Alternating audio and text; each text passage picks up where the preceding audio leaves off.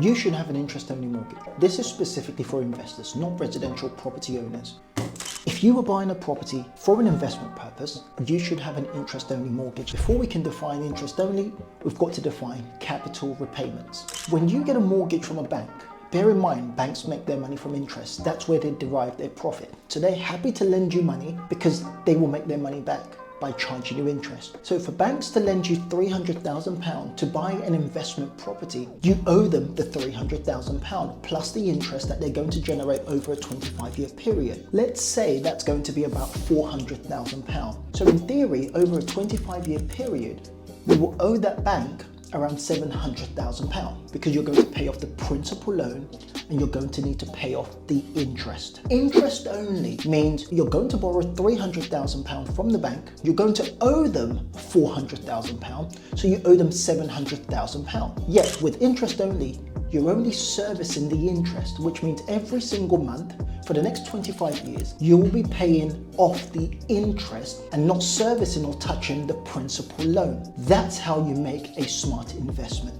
We're going to consider a couple of angles which you may not have considered before. So let's look at some numbers to see which one actually makes sense. So if you were to borrow £300,000 from the bank on a capital repayment mortgage, you would be paying the bank back around £1,754 every single month. In comparison to if you borrowed the money from the bank on an interest-only mortgage, you would be paying the bank back £1,250 every single month. Now again, it's important to note, you are not servicing the principal loan. Whereas with capital repayments, the £1,754 is the interest and the capital loan, and the £1,200 on the interest-only basis is just the interest.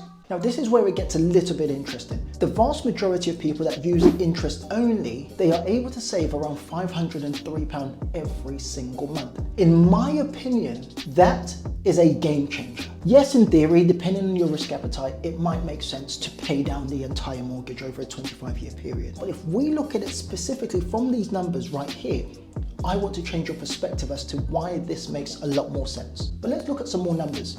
So on an interest-only mortgage, you pay £1,250 every single month. On a capital repayment, you pay £1,754 every single month. Which means on an interest-only mortgage over a 25-year period, you would be paying £335,000 in interest, and on a capital repayment mortgage over a 25-year period, you would be paying £226,000. At the end of the mortgage, which is 25 years, on an interest-only mortgage, you would still owe the bank £300,000. Whereas on a capital repayment, you would have made all the payments and you would owe the bank zero, which means you have no mortgage left on that property. Now let's look at the total numbers. On an interest-only mortgage, based on borrowing £300,000 from the bank, you will pay back £675,000. But on a capital repayment, you would pay the bank back £526,000. A capital repayment mortgage over the long term costs less in terms of interest payments. But the question I want you to ask yourself is this: what would the returns be over a 25-year period if you were to invest the £503 difference between the capital repayment payments and the interest-only payments? Let's work on that together. So if you took the £503 every single month, the difference between your capital repayment and your interest-only mortgage, which is the mistake a lot of people make because they spend that money as opposed to reinvest it.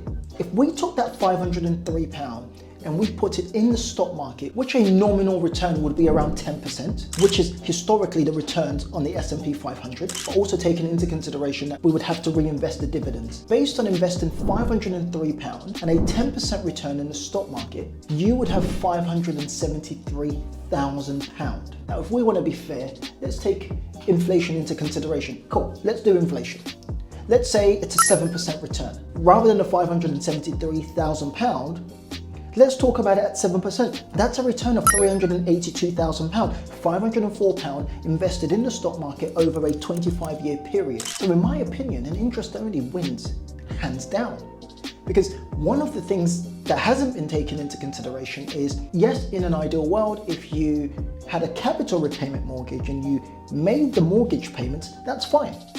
No mortgage. But something that's often forgotten is, yes, you might pay down that mortgage and you have no mortgage, whereas in this case, you still owe the £300,000. But the secret to property investing is this magical ability to remortgage a property. Now, over a 25-year period, a savvy investor will and should have potentially remortgaged that property 2, 3, or 4 times to extract more cash, to use that cash to go and buy additional assets. We'll go with the assumption you're able to buy 2 additional properties. If 2 additional properties are increasing in value, also giving you rental income, and you're able to take multiple rental incomes and also put it into the stock market, which one wins? In my opinion, it's clear cut that interest only is the smarter way to invest in property. But fundamentally, it comes down to you and your investment strategy. You have to have a plan on how you intend to pay off that principal loan. And in some cases, you can sell the property, which clears off the loan. Hey guys, I'd love to hear your opinion in the comment section.